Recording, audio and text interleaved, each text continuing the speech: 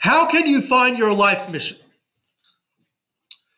One of the fundamental teachings in Hasidus, the Hasidic teachings, is that every single person was created with a distinct purpose, distinct role, a distinct mission.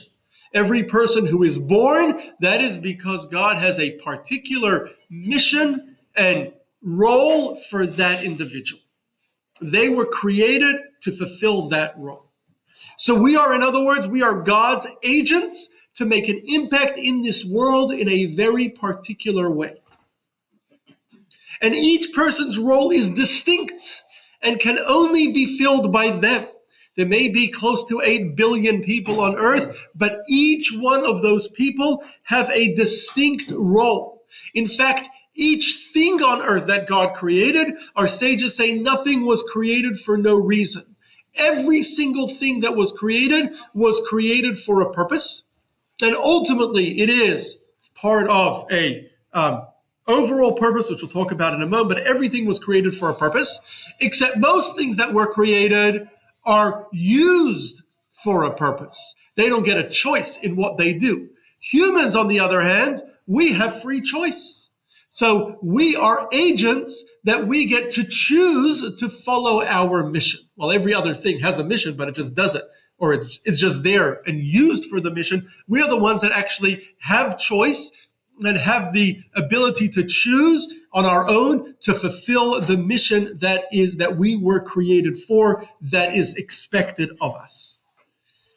But how do we find that mission? That is our question for today. How do you find the mission that God has entrusted you, that you have been given, that you have been created for? You are God's agent. How do you know what you're supposed to be doing? So in order to answer that question, we first need to understand what is the overall purpose of creation. In other words, we believe that our universe was created for a purpose. There's a purpose in history. There's a reason why everything was created. God could have just as easily not created. He created everything for a reason. He has a goal. He has a purpose for all of creation. We have a role within that universal goal, within that universal mission. Every one of us has a distinct role, a piece of that big puzzle. But what is that big puzzle? So Chassidus explains that our world was not created so that people should just enjoy life, so people should live and be happy, so people should be able to retire on a golf course in Florida or see 50 places before they die. The reason why our world was created, our universe was created with a distinct role to make this world a home for God, or in the Hebrew terminology, to make this world a dirah b'tachtonim, that God desired to live in this world, and we need to make this world a home for God. Now, what does that mean? So, Chassidus teaches, and really Kabbalah teaches, that God is everything. God is absolute, an absolute infinite being. And we've done classes, we've discussed this more in detail. God is an infinite being that is everything. Nothing can possibly exist outside of God. Because if anything were to exist outside of him, that means that he ends at a certain place, at a certain point, and whatever exists outside of him, then kind of he ends there, and then something exists outside. In order to have an outside, you need an end. And that would make God limited. If he is infinite and absolute, then there is no end. Nothing can then possibly exist outside of him. There is just him. So we all then exist, our entire universe exists within God. We are part of him. We are within God. And yet, although we are within him, we don't see him. We see ourselves. We see the world around us. We don't see God. We're within God. We're part of God. God is all around us. And yet we don't see him. So he created this universe where creations that are intelligent creations, humans, don't see him, are not naturally aware of him. We can become intellectually aware of him. We can intellectually understand that there must be a God. We can intellectually be aware of him, but we're not naturally aware of him. So much so that there can even be humans that deny his very existence, although they only live because he's creating them, only exist because he's creating them, and only exist within him. They don't see him. We're not aware of him. Our role then, that what God wanted, is to create humans ourselves with independent agency, in other words, with free choice, where we're able to choose good and bad. And then he gave us instructions. And by following his instructions, we bring godly energy into our world. And we increase the godly energy in this world every time we follow his instructions. And as we do more and more and more good, more and more following his instructions, we continue to increase the godly energy in this world. If we transgress his instructions, we remove godly energy from this world and ruin this world. But as we increasingly follow his instructions, we increase the godly energy in this world until at a certain point we will reach a tipping point where the godly energy that we have created due to our actions following God's instructions becomes so intense and so strong that it will break through the physical barrier of our world, and God's presence will be visible within this world. We will then be aware of God.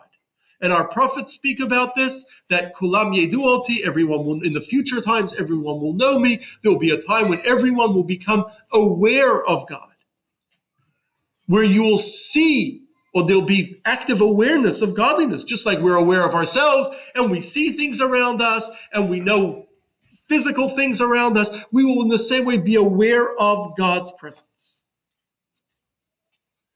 And that will happen with what we call the coming of Moshiach. Moshiach, which another subject we've done a class about, will usher in this new reality when everyone, every intelligent person, will be aware of God's presence. And that will automatically usher in a new reality of goodness. Because if everyone is aware of God's presence, well, you're not going to do anything wrong then. You'll follow what he says. Our world will reach perfection. So bringing our world to that tipping point of spiritual energy, so that that we become actively aware of God's presence, that is our universal goal that we have been working towards since the beginning of history. Everything that God created is to be used towards that end goal, either directly or indirectly. It's all needed towards that end goal. God has created billions of agents, humans. Every person on earth is part of a very, very complicated system with 8 billion parts with their own agency, with their own intelligence, and a much, much larger number of parts in general that we're going to use. And each one of us, each person, has a unique part or parts, role or roles to accomplish and achieve. Things that you're supposed to be doing to impact this world directly and indirectly, impact yourself, impact others, impact the physical world around you, follow commandments in a way that you will draw this godly energy. And every single thing that is created is needed to achieve that purpose. And so our role, each individual, then has a distinct role within this universal purpose. You were created because you're going to be put in the right places and positions and abilities to follow various instructions, impact various individuals, use various things within this world in order, through those things, increase godly energy in a particular way that you were created to be able to do. And only you are able to do it. And that is your unique role and mission in this world. Yes, ma'am. Oh, I was going to say, does God know what choices we're going to make when he gave us free choice? That is an excellent question. If God knows what's going to happen and he gave us free choice, does he know what choices we're going to make?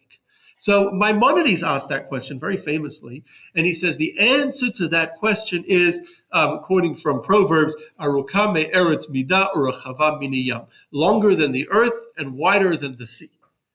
So we once did a class a little while back on free choice and how free choice works, where we addressed that question. But I don't have a 1-minute answer. So I encourage you to either listen to the podcast or we could talk about it later. That's an excellent question. Let's put it aside and we'll get back to it. Or you can listen to, we have it on the pod. I have a podcast on it.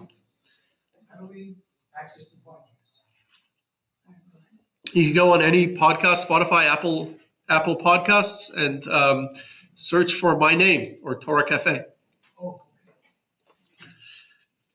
So even though each of us have a unique mission, none of us were told exactly what that mission is. In other words, part of our mission is to try to find our mission and figure out what we're supposed to be doing. Now, why did God not make you and then tell you that this is exactly what you're supposed to be doing? This is your mission. So the reason for that is because we are God's agents here on earth. But unlike everything else on earth that essentially is to be used for God's overall mission and purpose, we humans, we are agents with our own intelligence and our own free choice. He didn't program us to do the right thing. He didn't program us to follow his missions. He rather allows us to choose to do his missions. To do that, he created humans with free choice and created us with inclinations. We have what we call in Hebrew a yetzer tov, a good inclination, and a yetzer hara, an evil inclination. A good inclination encouraging us to do good, and an evil inclination encouraging us to do bad. And then he gave us a sense of right and wrong. We do have a natural sense of right and wrong, a natural moral compass to some extent, but it's not very strong, which is why people can do all sorts of horrible things, because our sense of right and wrong is not all that strong. The goal is for us to make the right choices on our own without God forcing us to make those choices, that we are the ones doing it. He's not making us do it. He didn't program us to do it. The goal is that we should do this on our own. That's why he gave us the choice. Choose good, choose bad. And he gave us, a sense of right and wrong, but not a very strong sense of right and wrong. So we feel guilty when we do wrong usually, and we usually know what the right thing is, but it's not always that strong, and sometimes we could do bad and even justify it. He made us in that way so that we have choice. So that way we are the ones impacting the world. We become God's partners in his role and mission for creation. We make through our own hard efforts, we make the world more godly. Now, as part of these challenges that God has created for us, the challenge of good and evil that we must choose, as part of the difficulty he made it for us to fulfill our mission, he also created many distractions. There are many distractions in life that pull us away from our mission, that pull us in the wrong directions. Now, as a result, we often get confused. We have a hard time discerning what our mission is. Is my mission to play golf for the rest of my life? Or is my mission perhaps to do something, a mitzvah, to do something positive, to do something that's going to impact others in a positive way, to study? What is my mission? We get confused by these distractions. It's that struggle to make the right choices, to do things that we're supposed to be doing, to push away the distractions that make our accomplishments so valuable. If we were to be told exactly what our mission is, then that would take away from the value of us doing it. It would take away from the struggle of us figuring out right from wrong. It would take away from the struggle of us figuring out what's ideal and what's a distraction. So God wanted us on our own to figure this out. That's part of our mission. That's how we become God's partners, by figuring out what we're supposed to be doing.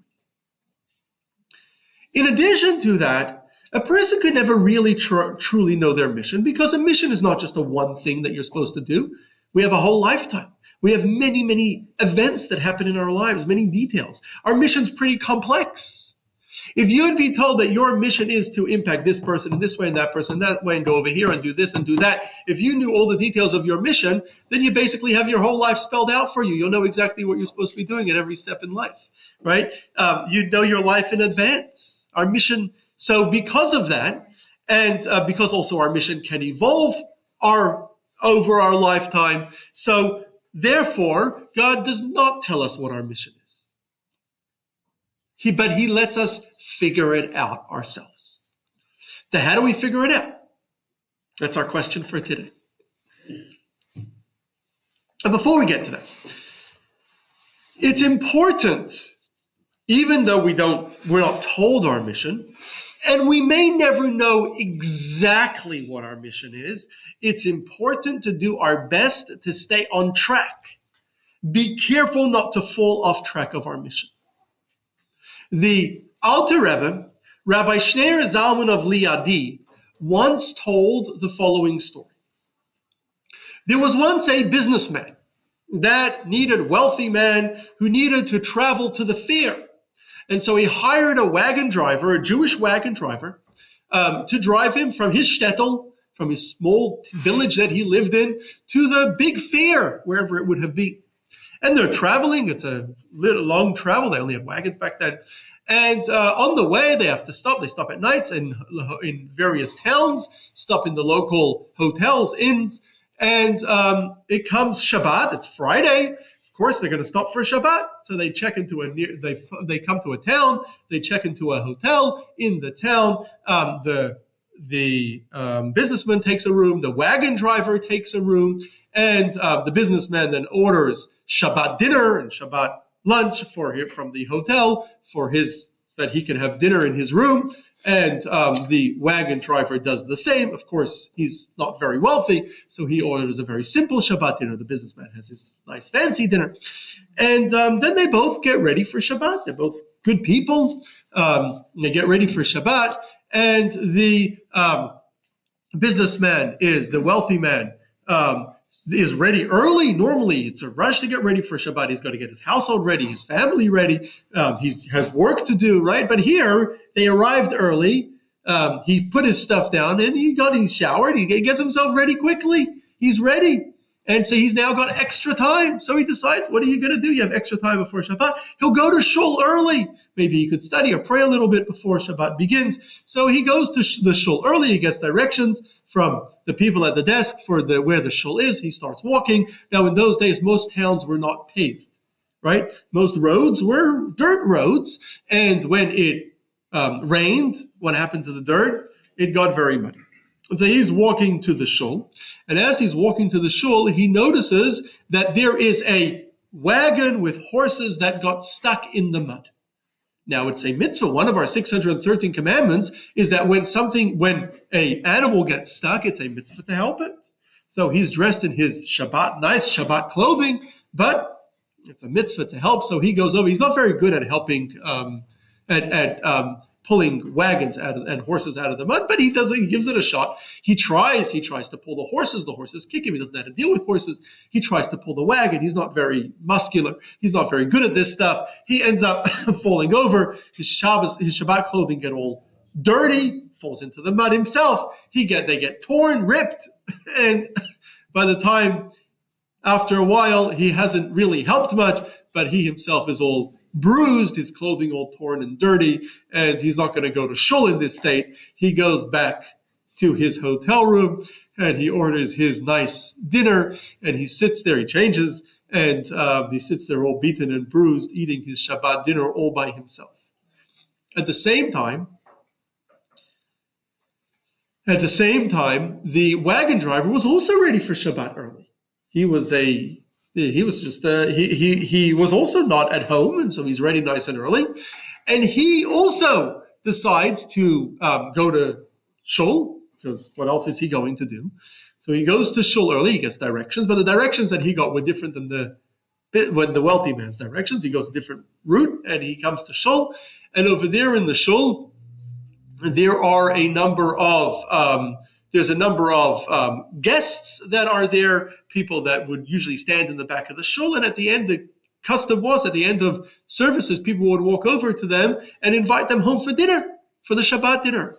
But he sees these people, he knows he doesn't have a lot, but he decides he doesn't usually have Shabbat guests because he's not very wealthy and he can't usually invite them to his house. He decides he's going to invite these people. He invites a couple people over to his room, to his hotel room, to share his dinner. And so they pray at the end of services. The people in the community go over to the people standing in the back, the guests, and invite them to their home for Shabbat dinner. And they say, oh no, we're taken care of. We're going with this fellow, the wagon driver. Takes them home with him and back to his hotel room. They sit in his hotel room. He doesn't have a lot of food. They share the little bit that he has. And they leave. They're not very satisfied. They haven't really eaten a good dinner, but they have a Shabbat dinner together.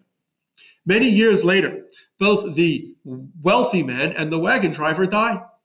They come to heaven, and over there, their souls are told that you did the wrong mission.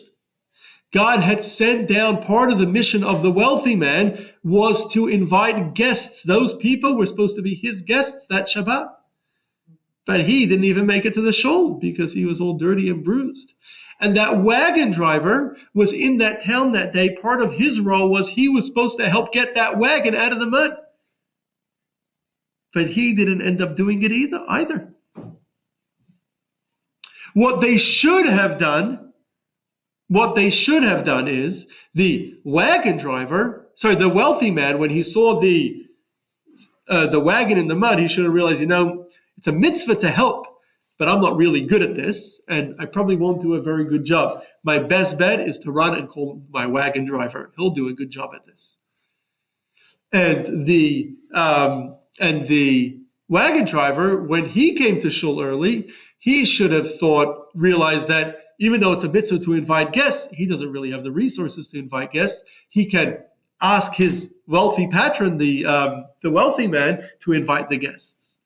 So they both missed on doing their mission properly, and therefore their souls are going to have to spin off. Subject we've done previously of Gilgul. New souls they're going to have to spin off into new souls who are going to have to come and fill those particular mitzvot that they missed out on that day. So we have to be careful to not be sidetracked, not to end up with the wrong mission and miss out on our true mission, not to make the mistake that wagon driver and wealthy man made. So how do we find our missions? What do we do?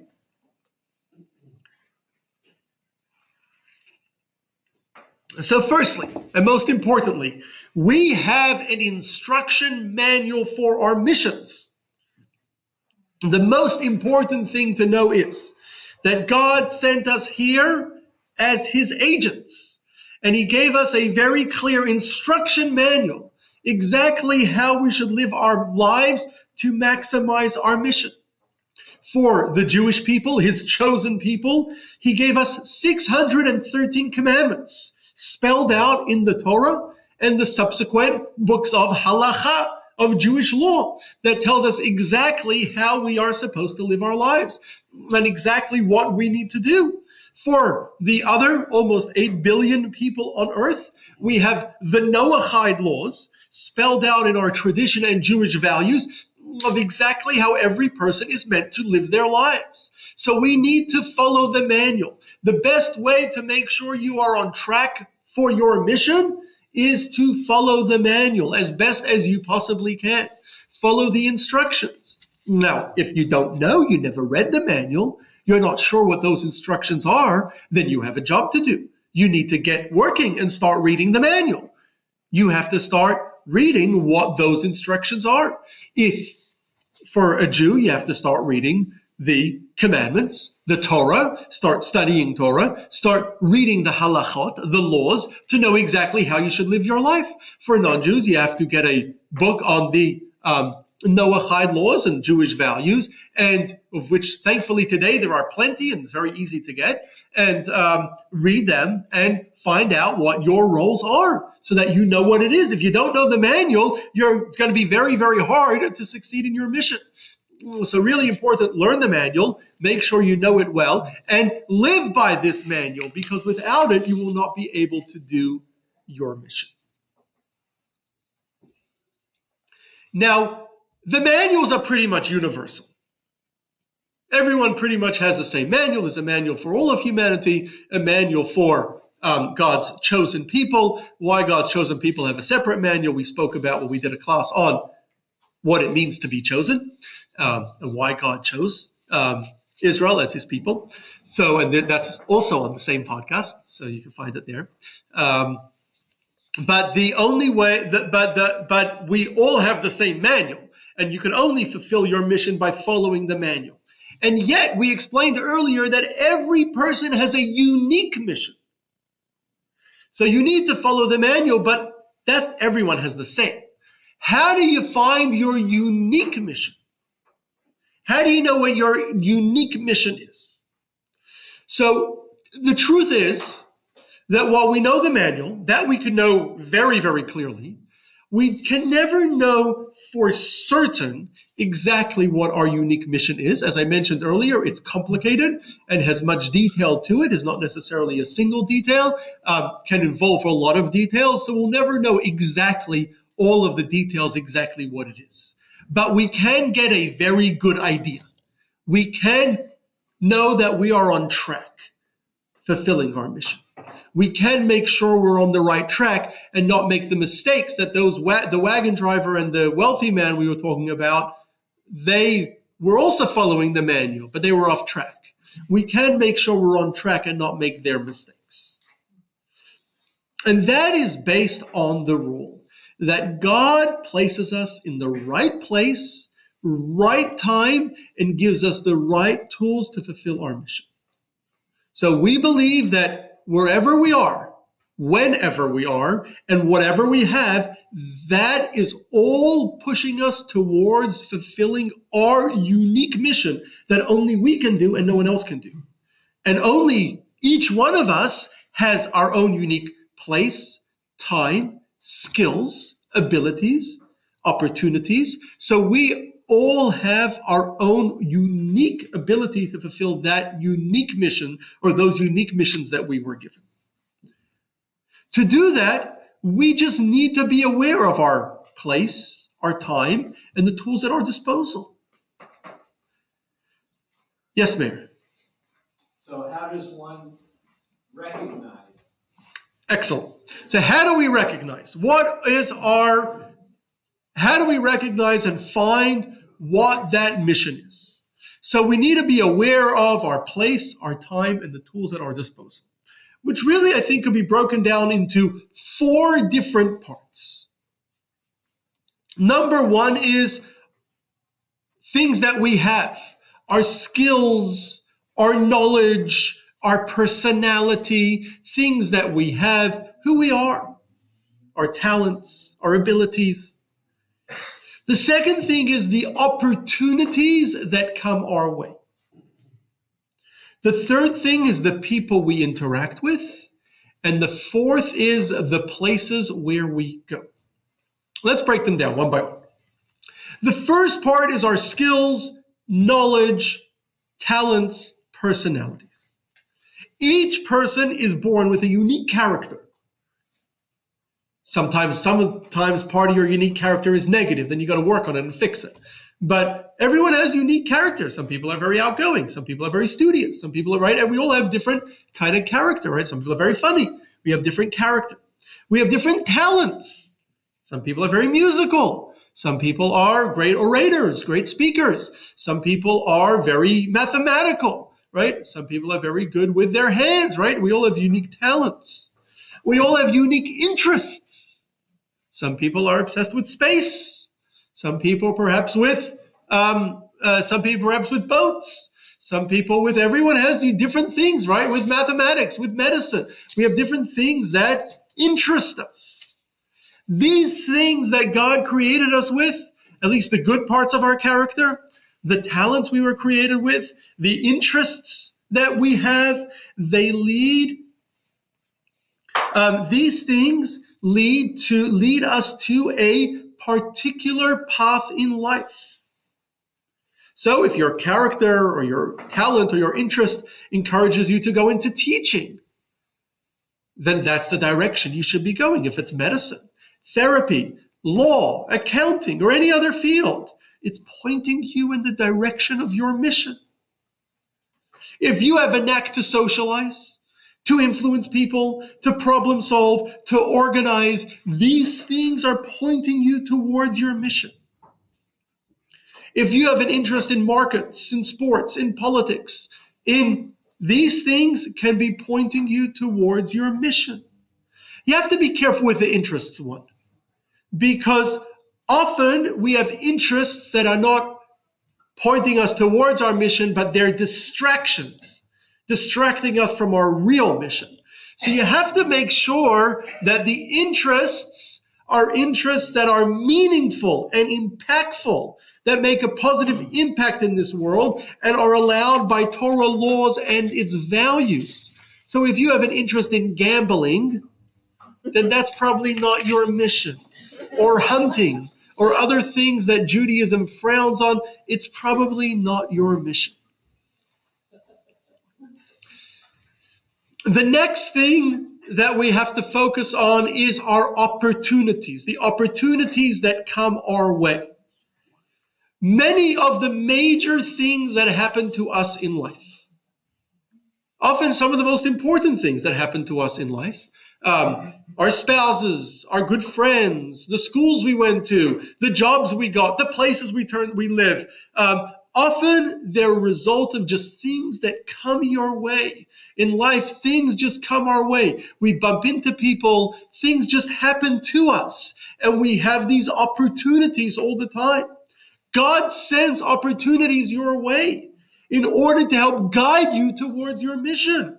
So if an opportunity comes your way, grab it. Don't let it go. It's there for a reason. If it's a good opportunity, it's there to help guide you towards your mission. Someone offers you a good job, a deal. You meet a friend, a good person whom you're drawn to. Then that's a path towards your mission. Grab it. You got to be careful with this one, because often bad opportunities come our way. Sometimes you're offered a job or a deal that's not so kosher, or you meet someone who's perhaps not so kosher either, not a good influence. That's not meant for you to take that opportunity. Sometimes they're meant to mislead you. So you need to use your intelligence to make a judgment call. Is this a productive, impactful, meaningful opportunity that will help me grow and make a more positive impact in this world, follow God's instructions and fulfill the manual that I've been given? Or is this an opportunity that's going to throw me off, going to send me in the wrong direction, going to pull me into all sorts of problems?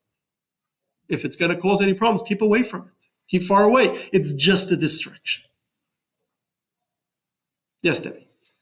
What about being an artist or a dancer or something like that? If it's a skill you have and you were born with a talent and you have an interest in it, and it's directing you towards your mission. Again, so long as it is within Jewish values. If you have a mission that stands outside of Jewish values, then that's you have an interest in something outside of Jewish values or a talent, then that shouldn't be, So if it's something that doesn't follow our values, then that's a distraction. But if it's something that could be used positively, just regular dancing or playing music or singing, that's amazing. You could use it for something spiritual, right? Use it for something good. In fact, since you brought it up, back in the decades ago, before the Jewish music industry was developed, today it's fairly developed, the Jewish music industry, there were Jews that kind of wanted to sing, wanted to play, and they came to the Rebbe, and people frowned on it because it was people saw it as a bad culture. There were a lot of there was a lot of bad music out there. There still is, unfortunately. They saw it as a negative thing. And the Rebbe said to the contrary, if you have a talent and interest in music, develop it for a positive thing. Develop it for something spiritual, for something meaningful. You could impact people in a positive, meaningful way. Again, music could be very harmful depending on how you use it. Yes, ma'am. So Muchnick is an example of an artist that actually was influenced by the Rebbe. There's an artist that was influenced by the Rebbe, influenced many artists, encouraged artists to do art. Again, art, there's a lot of bad art out there. Not bad that they're not good artists. Bad art and they're sharing bad values, right? Art that shares bad values. That's not modest. It's negative. It's violent. Things that are values against Judaism. They're misusing the talent God gave them. They're going against their mission and purpose. But we can use it positively. We could use it in a positive way, with good art, with spiritual art. Use it in a meaningful way to transform lives in a positive. You could also have art that's not good, not bad. It's just nothing, right? It's meaningless. But you can use art in a very meaningful way. Make it spiritual. Make it positively impactful. When you say spiritual, does that have to be religious? Or can it just be beautiful? It must impact people to fulfill their own missions and to follow the instructions that they've been given and follow the manual they've been given. If it impacts people in a way because it's beautiful and it makes people inspired to do the right thing and to do good and to follow God's instructions, then that's a wonderful thing. So the next part is, in addition to our own kind of natural skills and character, we also, and our opportunities that come our way, the next thing is the people whom we come in contact with. Part of our mission is to influence others in a positive way and allow others will influence us in a positive way.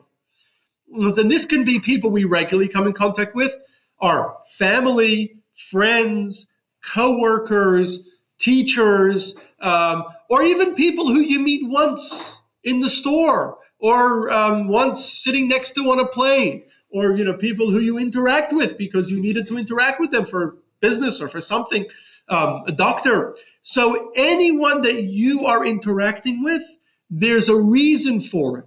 Either that you should influence them in a positive way or that they should influence you in a positive way. To take advantage of it.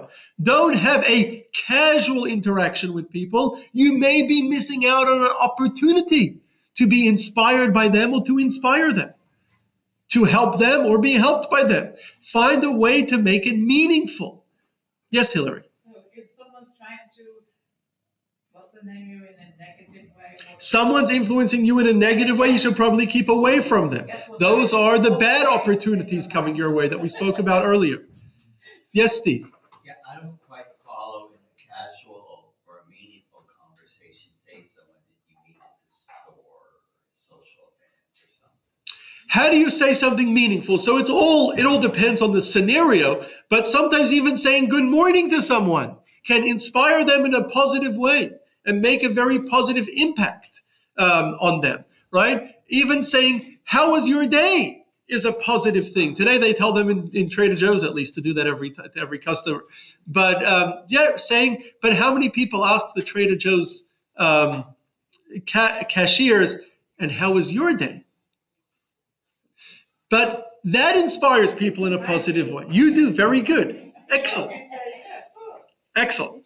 So the people we come in contact with, even casually, we're definitely the people we're very deeply in contact with. We should inspire them, influence them positively, and have them influence us. And if we just have kind of a business-like relationship without having any inspirational relationship with them, then we're missing out on an opportunity. We're likely missing out on part of our mission. And finally is places. In Psalms it says, Me Hashem mitzadei gever konanu, God directs the footsteps of man. Wherever you may be, wherever you end up, it is for a reason. There's something for you to do there. You're supposed to make an impact in that particular place, maybe on people there, on the place itself, or it has something to offer you. Wherever you end up, there's a reason for it. And so if you're in a place and you don't know how I ended up here, well, go find out how you ended up here. Find something impactful you can do. If you are being impactful in a place, if you're in a place and you have a role over there, the Rebbe would always tell people, don't leave. Some people think they're going to find greener pastures somewhere else, a better place somewhere else. Well, do you have a role where you are? Do you have a meaningful role where you are? What's going to happen to your role? And of course, this is with a balance. Sometimes your job takes you somewhere else. Sometimes you need to move. But with a balance, be careful when moving because you may be leaving your mission too early before you're supposed to. The Rebbe would often tell people, are you having a positive influence? If you are, who's going to take over your role when you leave? Or is everything going to fall apart? Then you're going to miss out on your mission and your opportunity. So you've got to be very careful with that. It's not only places where you live, it's also places where you visit. Say you happen to be in a place and you don't even know how you ended up there or why you're there, or you thought you were going on vacation somewhere. Whatever it may be, if you end up in a place, God directs your footsteps. The only reason you ended up there was because you're supposed to do something impactful over there. So take advantage of your talents, your skills, your knowledge, your personality, opportunities that come your way, people in your lives, people you meet, places where you are, places that you visit. Try to do something impactful in each and every place, with each and every person, with each and every opportunity that comes your way. And doing that, and try to do things that you know you're good at, right? That was the mistake that the wealthy man and the wagon driver made. They did the wrong things, right? Sometimes it's not your job is to call somebody else to do it, right? To delegate to somebody else, because you're not supposed to be doing that. You're supposed to be doing something else. So try to, knowing your talents, your interests, your opportunities, where you are, who you interact with, try to find how you can make the greatest impact, spiritual impact, following the guidebook that God has given us, the manual God has given us through His Torah and through the Noahide laws that God has given us. Let me just take a few questions, then I'll finish up. Yes, Susan. This reminds me of the movie It's a Wonderful Life. I mean, it's such a popular movie where they go back. I don't know if you've seen that, but it's where this guy is a banker and he's helping people and blah, blah, blah. And he's ready to jump off a bridge. And so before him, it shows his life as it would be if he was not there. And he sees all the destruction and the agony that people would go through and the contribution he really does make to his life, to everybody's life. Very good. No, I haven't watched it, but thank you for sharing that. And that's the idea. Each of us make that positive impact for making our world more godly. Does that mean that's why I have to stay here? If you're here right now, it's because God wants you to be here. Because I have a mission and then I'm going home, right? When you're ready, yes. Yes. Yes, Marla. For some reason, my son and I have conversations every day that have a little bit to do with Judaism. And one of the things we've been discussing was a mitzvah a day. Excellent. So you should take advantage of every day and do a mitzvah. And it's good to be discussing with your children and other people that you interact with. Talk about Judaism, talk about God, talk about Torah, talk about how you could influence others positively. Take advantage. Don't just have a casual conversation. Make it meaningful. You're absolutely right. Very, very good. Let me just... We talked about the very thing about making an effort to have the mitzvah be someone that you don't necessarily know or see, or like the guy at the gas station or the shopkeeper. Very good. Try to help people that you don't really know. Very good. Yeah. Let me just finish off. So it's important. We do, as we said, believe that we are part of a universal mission, and each one of us has a unique mission. But as we mentioned earlier, God places us here on earth with choice and gives us a lot of distractions. And as we say in Kohelet in Ecclesiastes, Asa Elokim et Adam Yashar, God made man straight. God gave you all the tools you need and put you on the right path. But then the verse continues, Vehema bikshu cheshbonot rabim, and then they seek all sorts of other calculations. So we just get distracted very, very easily, and we get doing all sorts of other things that interest us, that excite us, that trigger us, and we end up getting stuck in other things that are not making a positive impact, that are not doing something useful, that are not following God's manual. And it's very, very easy to get distracted.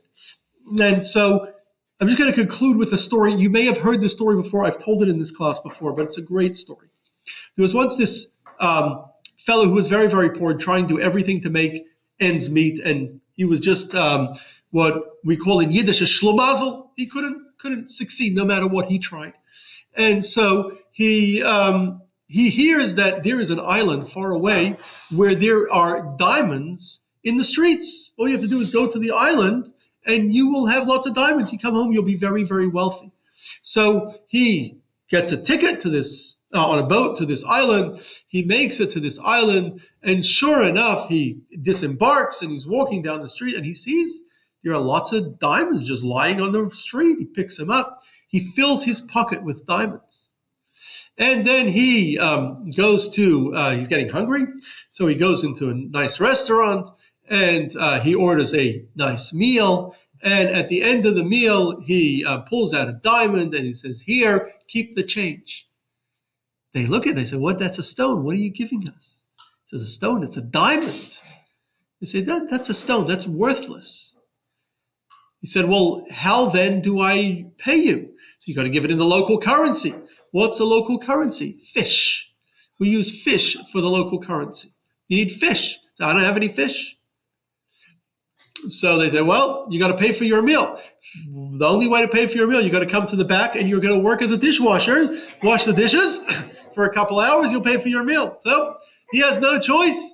He goes and he works as a dishwasher in the back, washes the dishes. He does a pretty good job at it. They say, "You know what? If you want, you can come tomorrow. We'll pay you in fish." And so he comes back the next day and he works very hard, does a good job, and they pay him.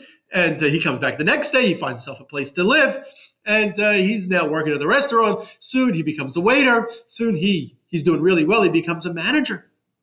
After a while, he's the manager of the restaurant. After a while, he's making good money, good fish now, and collecting it, storing it. And now he finally, the owner is kind of old and wants to sell the business, offers to sell him the business and makes a good deal with him, payment plan. And so he purchases the business and he runs the restaurant. He does really, really well. And he opens a second restaurant, a third restaurant, and he's really growing. And soon he invests. Of course, what do you do after you build a successful business for a while? Of course, you have to invest in real estate. So he invests in real estate and he buys buildings and develops. And after a couple of years, he's become a very, very wealthy man.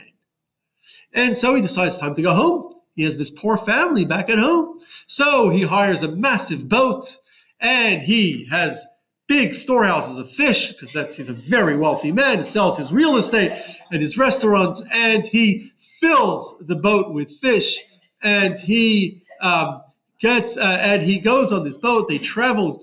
He hired this whole boat just for him, and he travels home. He sends his family a message. He's on his way home. He'll land on this and this date, and he finally arrives at his hometown. His family comes to the port to greet him, and he sent them in the message that he's very, very wealthy. To this, they're very, very excited. And the family standing there on the harbor, and they see a big boat coming, and as the boat comes, there's a horrible smell. And the closer the boat comes, the smell just gets worse and worse and worse. The boat docks, and he disembarks. He comes running off the boat. He sees his family there on the dock waiting for him, and he runs over to them, and he stinks. And he tries to embrace them, and why do you smell so much? He said, "It's fish. I'm very, very wealthy." He said, what are you wealthy with? What do you have? He said, I have a whole boat of fish. They say, what are we going to do with a boat of rotten fish? He says, why? It's so worth so much. He said, yeah, but we can't do anything with fish. He said, oh yeah, on the island, fish is everything. He said, yeah, but not here. What about the diamonds? Did you bring any diamonds? He says, diamonds? Oh, I forgot. I forgot about the diamonds. He reaches into his pocket and he finds just a few diamonds that were still in his pocket. He says, oh, I have a couple diamonds. Say, diamonds! With these diamonds, we're rich. So the story is a metaphor for our lives. God sends our soul to earth on a mission. We're God's agents here. And he gives us this mission, and he gives us a manual, the manual that we spoke about, the Torah and the Noahide rules, that for all people, we all have this manual, the way we're supposed to be living our lives. And unfortunately, what sometimes happens is we get distracted. We see money. We see fame. We see businesses, careers. We see cars. We see golf courses. We get distracted by exercise. People spend their lives running marathons. We spend our lives doing all sorts of different fascinating things that get us so excited. Shopping, people get obsessed with all sorts of things. But it's just smelly fish. Because then when you die and you come to heaven and you say, look what I've achieved. I was able to get a hole in one. You say, so what? Right? You say, I saw 50 places to see before you die. So what? Right? I have a whole car, a whole garage with 50 different Maseratis. So what? Right? Doesn't matter, right? These things don't matter in life, right? What about your mission? Did you do your mission that you were sent down for? Did you follow the mission that your soul was sent down to this earth for? And so it's really important to make sure we don't get distracted. There's a lot of distractions in life. And we know our mission because we're given the manual. And we know the general mission. And we all know the general mission based on the manual, what we're supposed to be doing. And we also know, we can also find the particulars of our unique, distinct mission based on opportunities and talents and people and places in our lives. But take advantage of them. Don't get sidetracked. It's very easy to get sidetracked. Too many people do. Focus on your mission. You'll be able to fulfill your mission, maximize it, and live the most fulfilling life that you can live and make. And hopefully we will then, if we all do this, very soon reach that tipping point when we will bring enough spiritual energy to this world and Hashem will then bring in Mashiach, and our world, we will then all recognize God and recognize what we've done and what we've achieved in our lifetime.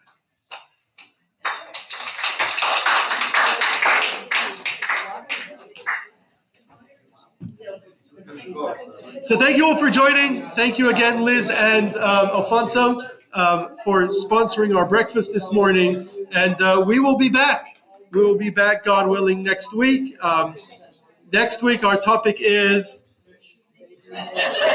No, not fish, but you're close. Milk and meat. We're going to talk about mixing milk and meat. Oh, no, sorry, I take that back. That's in 2 weeks. Next week, we're going to talk about the Gaonim. We're going to talk about who the Gaonim were.